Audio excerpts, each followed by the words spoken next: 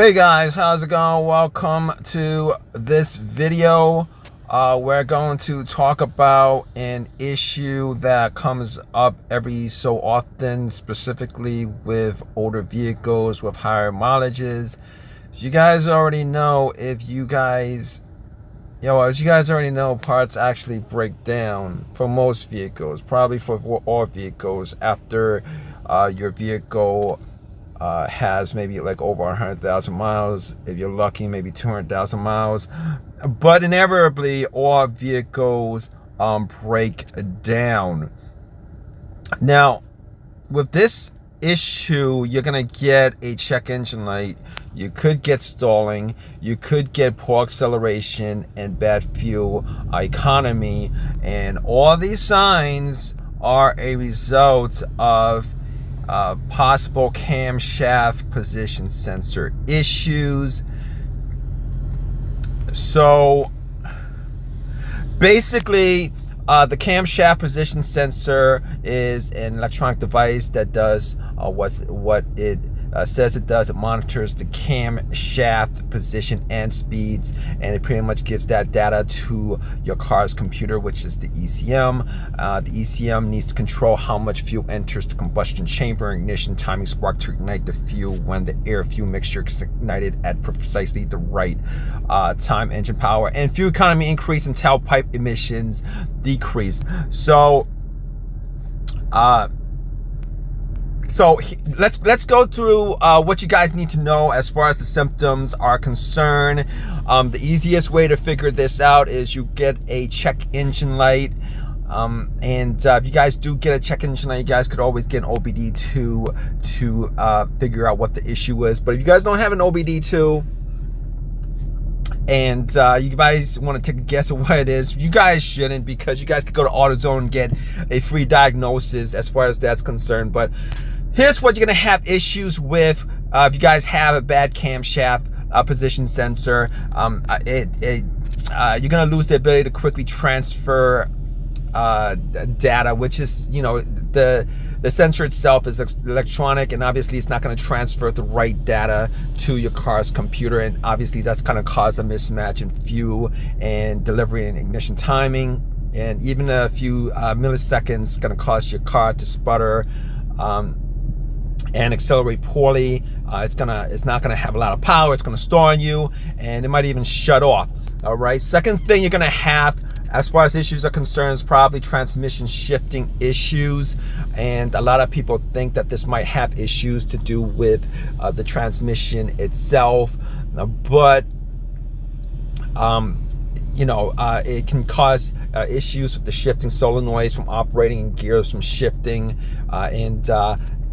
a lot of times what that's called, it's called limp mode. And most vehicles these days have limp mode because what happens is, if your car gets conflicting data, it doesn't get data from a specific sensor, what happens is it puts your car into a mode called limp mode, where you probably be able to go maybe like 15-20 miles per hour at most, and it pretty much limits the damage that could possibly be done to your vehicle, even with a bad camshaft position sensor.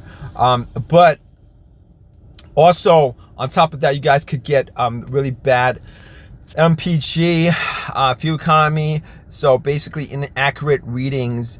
What happens is it might force excess fuel into the combustion chamber, and this could cause engine knocking and serious damage if too much gasoline gets built up in the chamber. Also, on top of that, your car might not be able to start, and if you ignore the symptoms and you keep on driving with a bad camshaft sensor, and if that sensor goes out on you completely, you might not be able to start.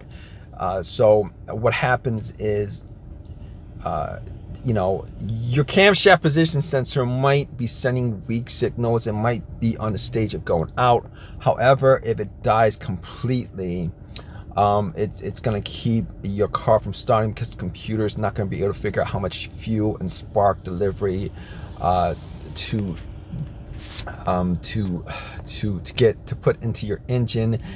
and you might have a no start issue. But in any case, those are the symptoms of a bad camshaft position sensor. So let's talk about where it's located. As you can see in the picture, that's where it's located for this vehicle.